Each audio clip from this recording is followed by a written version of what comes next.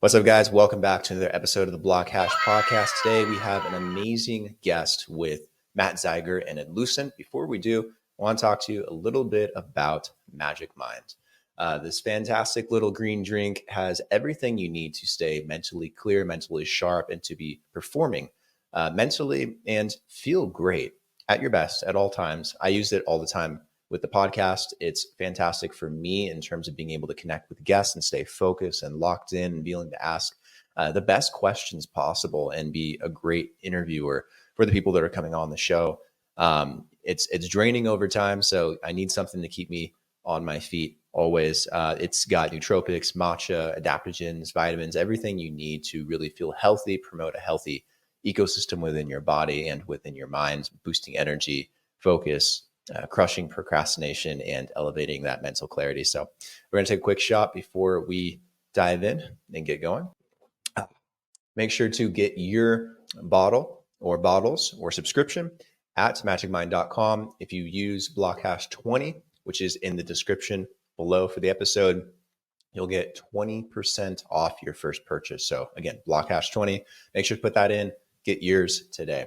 All right, so diving in, we have Matt Zeiger, VP of Technology at Adlucent, talking about the power of predictive analytics and tech like AI in driving results around digital marketing. This is going to be a really fascinating episode, and I'm happy to have Matt here with me today on the podcast. So Matt, welcome to the show, man. How you doing? Doing great. Had a great week. Thanks for having me on the show. Of course, pleasure's all mine. Before we dive in and start unpacking what Adlucent is and what you guys are aiming to do, tell us a little bit about yourself. I'm sure people will be very curious to know what your story is, your backgrounds. How did you wind up with Adlucent, and what did you do prior? Yeah, so I've been had a over 20-year career now, mostly in the marketing and technology space, really in that convergence of those two. Started my career actually running my own agency and built that up. And back then we just had digital agency, which meant we did in digital marketing, building websites and Google ads, banner ads, and the like. So had a good run there, and I sold that. And then I was fortunate to work on the Red Bull media account, all the Red Bull North America marketing for several years. So really got to work on a fun brand. Got to really understand that role of how creative and media comes together to drive different outcomes there. And then really since then been continued to work in technology leadership roles in agencies, helping kind of make any sort of impossible possible, or like, for example, there was a request from Mattel Hot Wheels to scan in cars and understand differences of different cars, and building a model back in 2016 to actually understand the differences between these small Hot Wheels cars. So fun projects like that. And so it's always been about, using technology to create some sort of digital product to drive some sort of marketing outcome. And for the past 3 years worked at Adlucent in really this ad tech space of we can have technology enable better media outcomes for a lot of large retailers, and Adlucent, sorry to jump ahead, but manages over $1 billion spend, especially across Google search and Facebook and Amazon. And that's where we've been able to have our own proprietary technology help retailers outcomes in those channels. So that's a bit about Adlucent, about what the team that I lead does at Adlucent. So I know that Adlucent was recently acquired by BarkleyOKRP. Do you want to kind of touch on that a little bit and maybe what that acquisition means for you guys going forward? Yeah, I'm really excited about that, because BarkleyOKRP has, and really even it was Barkley and OKRP, two different creative agencies coming together, and now with Adlucent, and those agencies have a very rich capability and history in creative, especially creative and media planning. And that's working on accounts like Motel 6 and AMC and doing that Nicole Kidman stuff that you always saw at the theaters, if anybody's been into a movie theater the past few years. So have a lot of really great work that they're putting out there, work with Planet Fitness. And so being able to come together and really add this performance media and technology capability from Adlucent to their offering. And we really believe this is filling in this space of a big indie as we think of it, because there's a lot of boutique agencies that just do one thing very well, like just that paid social agency that's really great, or this paid search agency. But as you really need to have this full integrated media capability and marketing combined with creative, you usually have to go to a holdco that then pulls together different groups to execute an assignment. And we think there's a lot of white space in the middle with what we call this big indie offering. And so with now BarkleyOKRP and Adlucent being 800 plus people and a lot of really great work across different clients, we think that this makes a lot of sense coming together. When you say performance media, what does that mean for Adlucent in the terms of maybe what your guys' mission is and the things that you guys want to create through digital marketing? Yeah, and it's an interesting question, and we think there's we're very much at an inflection point right now where brand marketing, and I mentioned Red Bull in my history earlier because we would do these campaigns and the success was positive brand impressions, right? And so that was like, we can high five each other. We got 50 million positive brand impressions this week. Versus performance, to answer your question, we really see, hey, there's a specific outcome that is usually tied to a revenue or to a purchase or some sort of maybe lead that needed to be generated. And so performance marketing, performance media is really how we're maximizing that outcome in more of those bottom funnel channels, or those that we're looking for a ROAS, return on ad spend, that we want to spend X amount of dollars and get Y amount of dollars in return, or spend this much and get this many leads. And so that is where performance media has been focused on, that type of outcome. And I think where there's been this disconnect and gap is there can be agencies that are really optimizing for maybe upper funnel brand marketing, something that is very much how we're going to drive an interest and entries into a marketing funnel, and then performance that is trying to maximize performance on the bottom of funnel, but really having a complete connection and being able to actually bridge the entire funnel with a cohesive strategy, but not just a cohesive strategy, but cohesive execution of how you're going to actually spend those dollars across all of those different tactics and strategies, is where we see that there's an inflection point that agencies need to step into that and need to be able to bring and bridge all of this capability together. And this is what we're excited to bring to the table, because Adlucent has really more traditionally been focused on that bottom funnel performance. We can really maximize every dollar to a particular measurable outcome, and brand is maybe something more of a long tail, and how you can bring those two things together through technology and predictive analytics we see as a huge opportunity. Yeah, when you talk about working on the bottom part of the marketing funnel generally, like, do you guys mean you focus on conversions and, getting customers, clients, people to actually click through, to spend, to engage, versus the rest of the funnel? Or do you also, incorporate that as a service for certain clients that like want, everything in total? Yeah, it is. We absolutely work with some large retail clients to do managed media spend across the entire funnel. It's not just something that is related to a purchase. For example, we have a lot of lead gen clients, as we call them, but think of it as like a flooring company that wants people to, or is interested in gathering leads, or people who are interested in new floors for their home, right? So then the conversion in that instance is a lead form submission. And so we'll manage ad spend to drive a certain quantity of lead forms and qualified leads. But we also will manage, say, a connected TV ad spend, ads that show up on Hulu or something, and manage that ad spend, and then measure and connect that to what is the impact of that in terms of number of visits, clicks, or even what is the impact of that in bottom of funnel of like, hey, we're seeing more branded search that jumped up because of the result of that connected TV ad. And so that is where we do connect and look across the entire marketing funnel when we're activating media. And then what type of clients are you guys generally working with? It seems like you have a high clientele type of demographic that you go for generally. Yeah, it's definitely think of large retailers that are working with agencies. So think of maybe a large pet supply retailer that I'm not sure I can say their name, or a large home goods retailer that sells high-end furniture and dishware, cookware. That again, I'm not sure I can say their name, but these are brands you would have heard of in terms of large retailers. Again, I'm sorry, I didn't double check who I'm allowed to mention No, ahead no of worries at time, all. but if you look on the adlucent.com website, you can see who we are allowed to mention.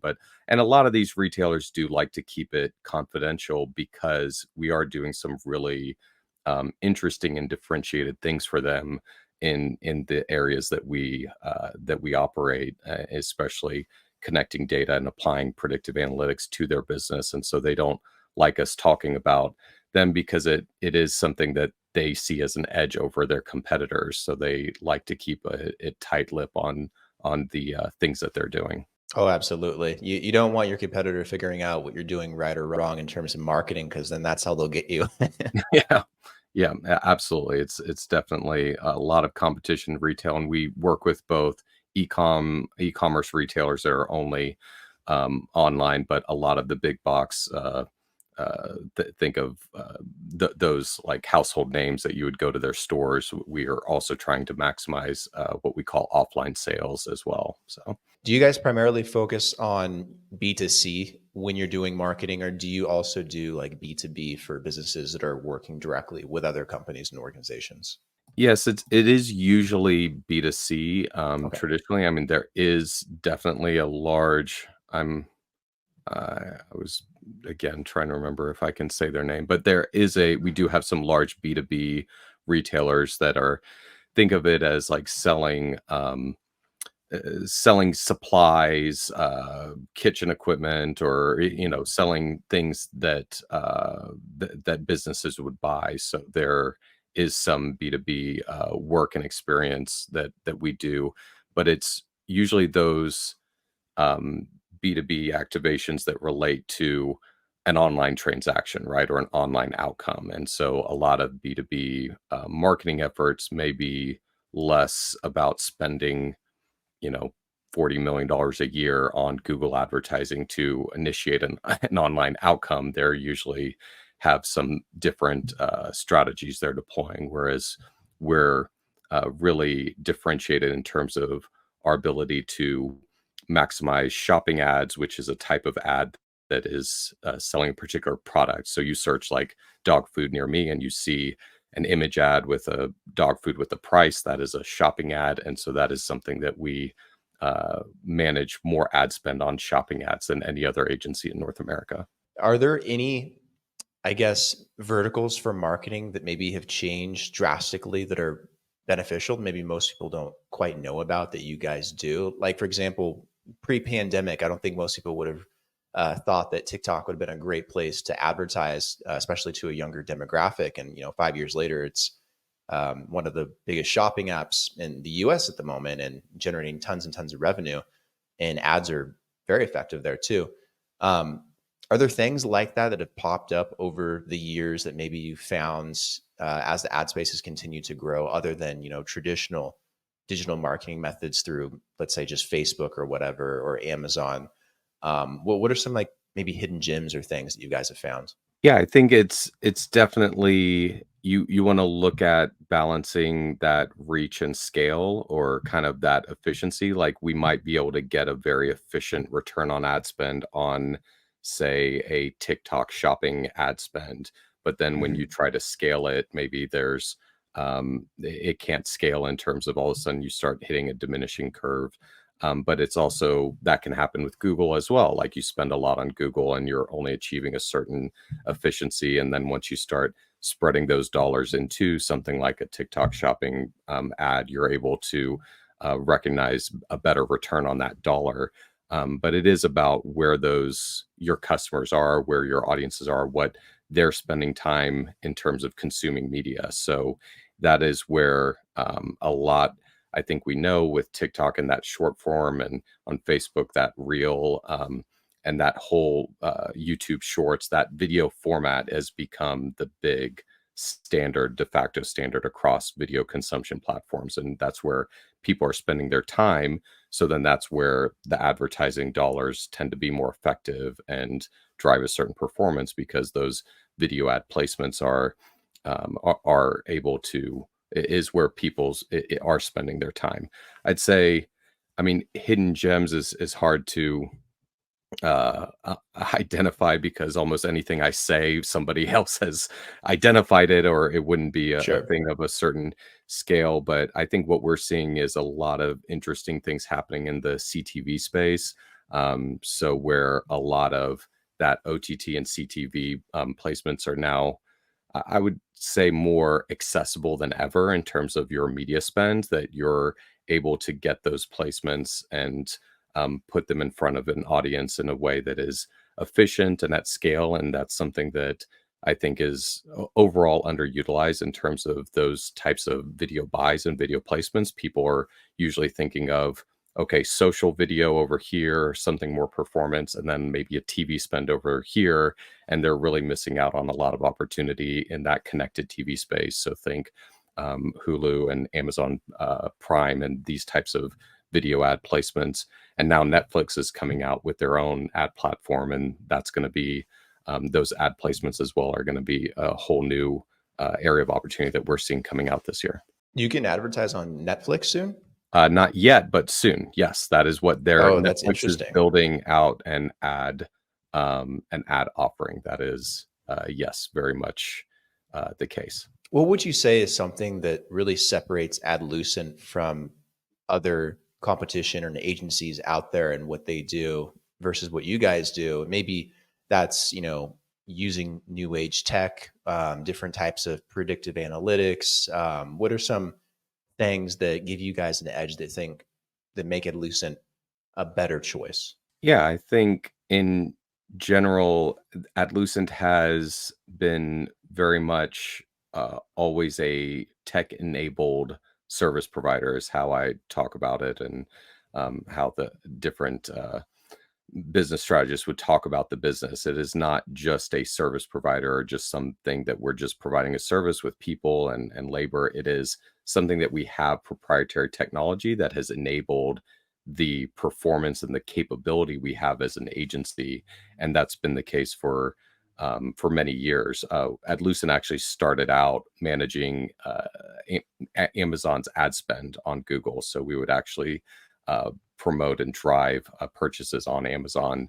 And that was the first several years. And our tech continued to mature to handle millions of SKUs, even in the early aughts when that was the case. So our technology is something that has been always our differentiator, and it's something that has enabled more efficient and better performance in terms of how we actually manage media spend.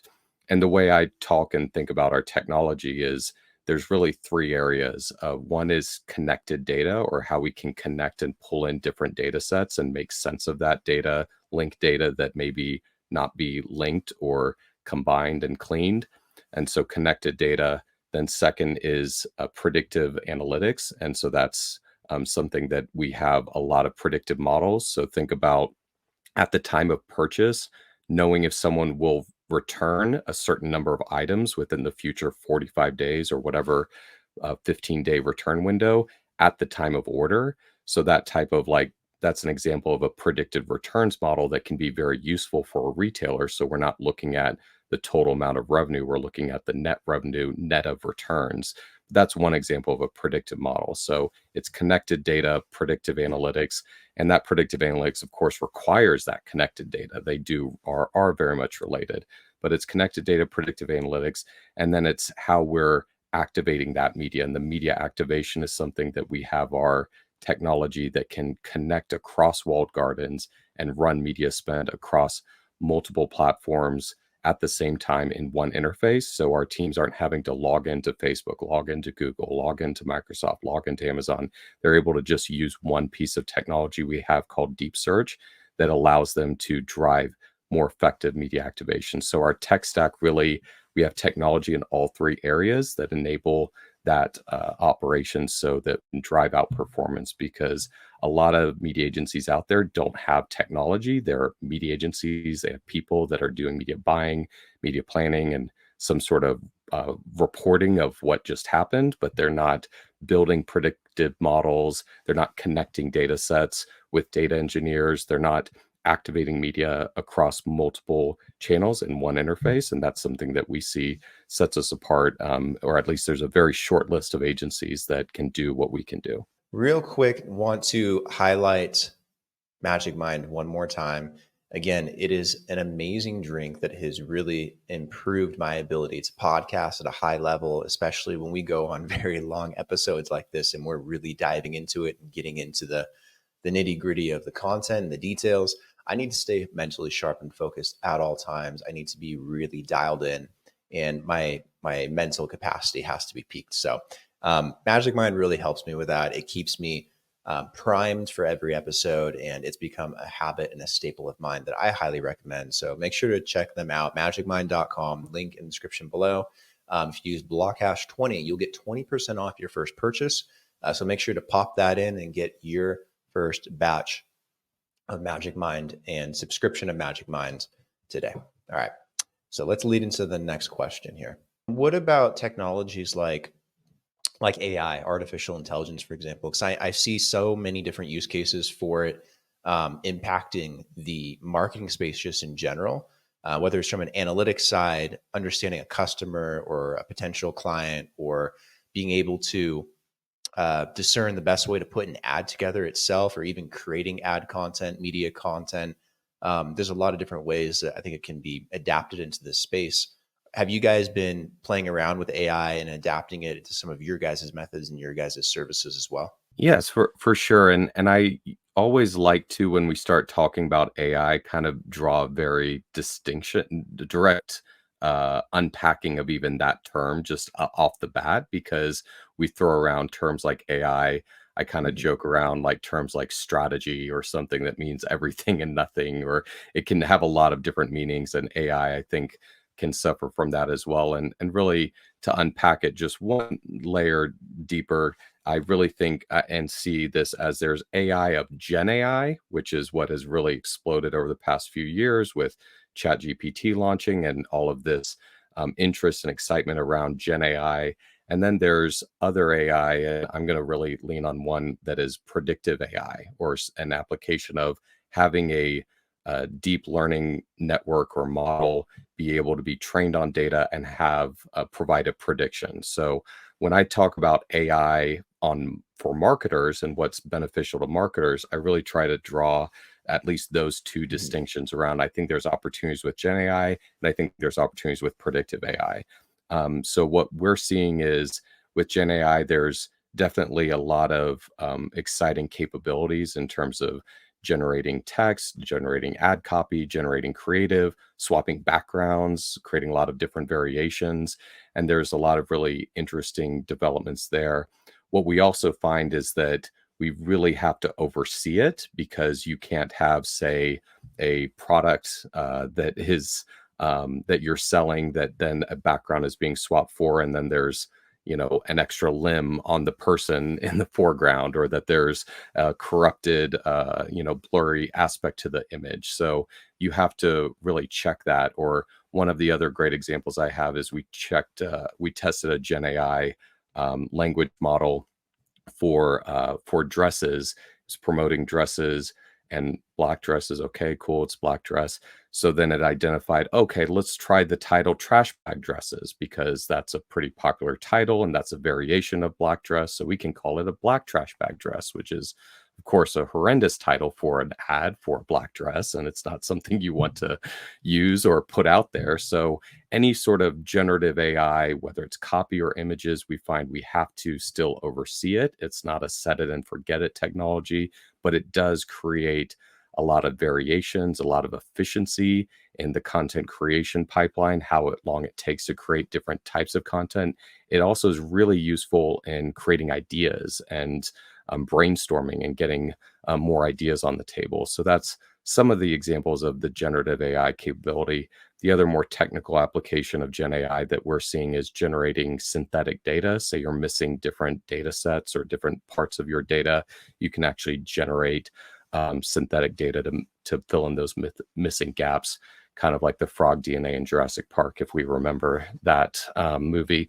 And so that's some of the generative AI capabilities that we're seeing. And then predictive AI is something that we don't think gets near as much play in the media because it may be more, maybe it's just glossed over. Like I mentioned earlier, that sometimes we gloss over this term and don't unpack the opportunity with predictive AI. And what we find is there's some really great high performing predictive AI models that can do things like predict what a customer will repurchase in the future 6 months or future 12 months at the time of order.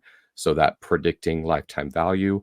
There's some other predictive budget tools that we've built, or predictive models to say you're going into the weekend and you don't know how much budget to allocate on Saturday versus Sunday on your ad spend. So being able to have a predictive model on Friday, say, based upon all of this data, we're predicting the demand to be this much on Saturday and this much on Sunday so that you can more effectively allocate that budget.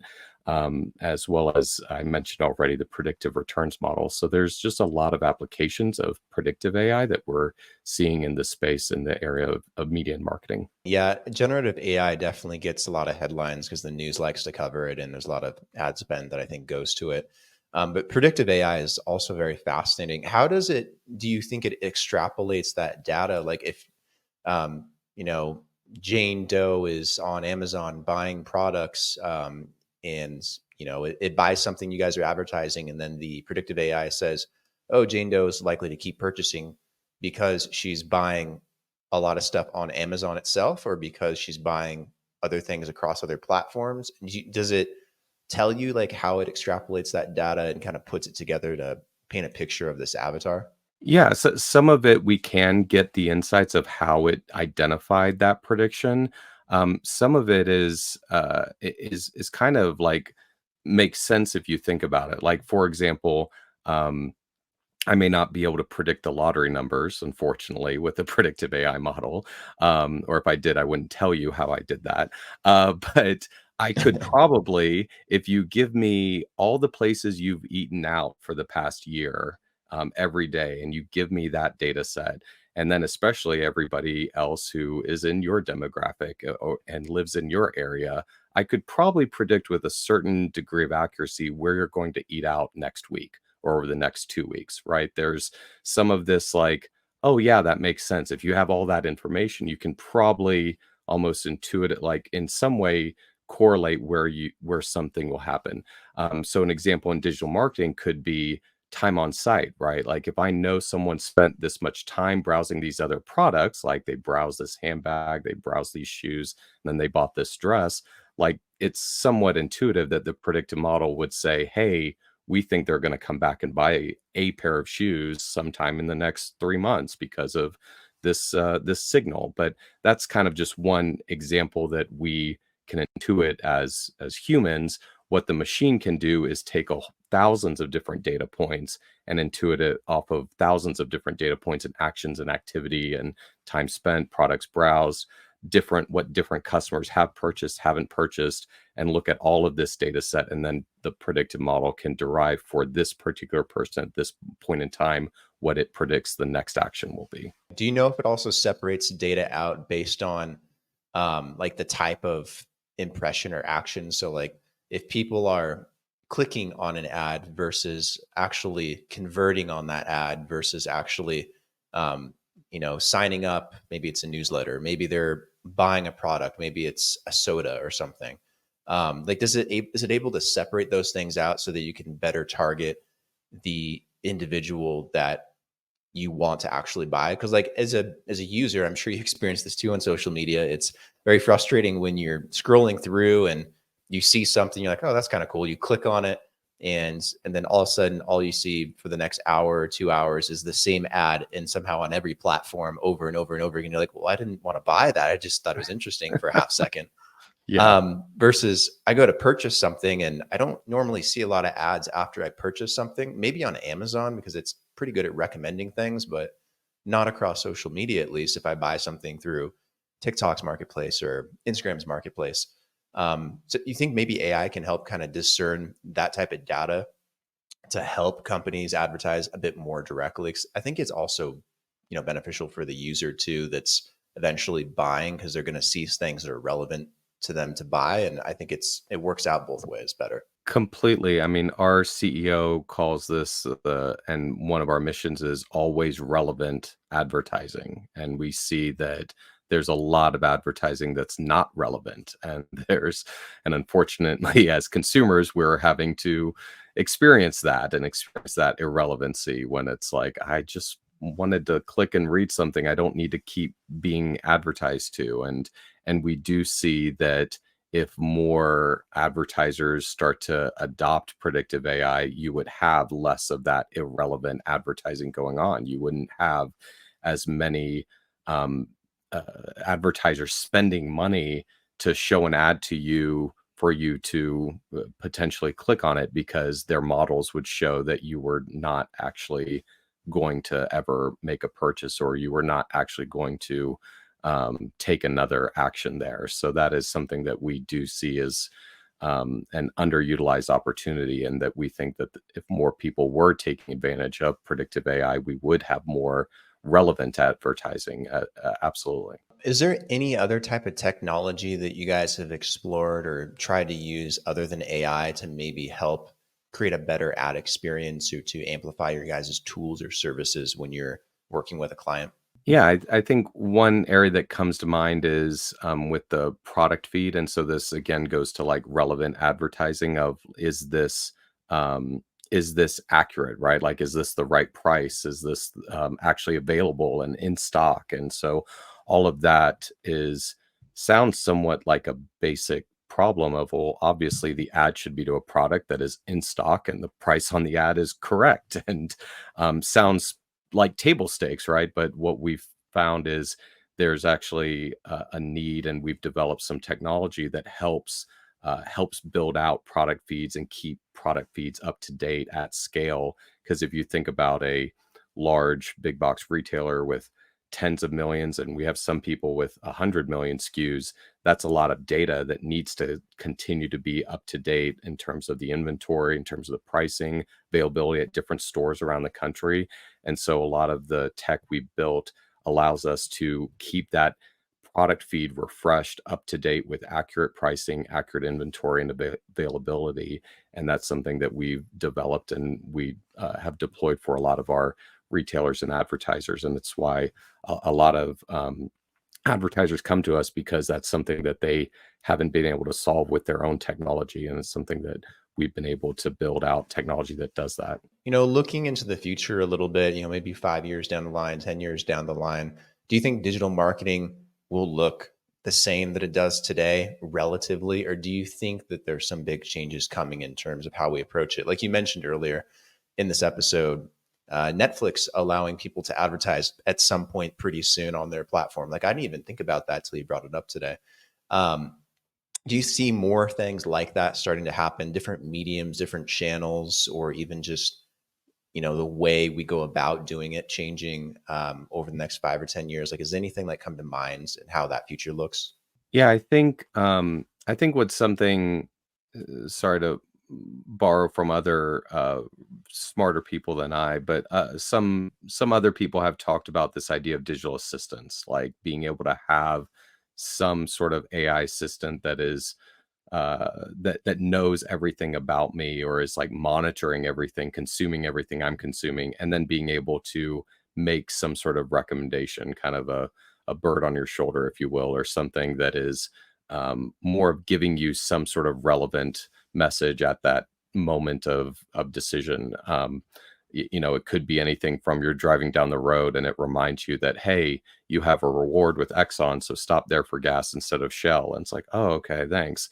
And so that idea of AI assistance, or saying, hey, don't forget it's your mother's birthday next week, you want me to go ahead and order some flowers? It's like, oh yes, thank you. And so that idea, and what I see happening is AI assistance going to I don't think anybody's cracked it yet, but I think that is an area to watch and to see. And I could imagine within 10 years, advertising would look very different because it would be kind of through those types of assistance that people might be relying on. What's the rest of 2024 look like for you guys? Like, I don't know if you guys have like an actual roadmap or not of things you guys want to do, but are there other industries maybe that you guys want to jump into and touch that you haven't before in this year, or other services maybe that you're looking to expand into and to offer to future clients?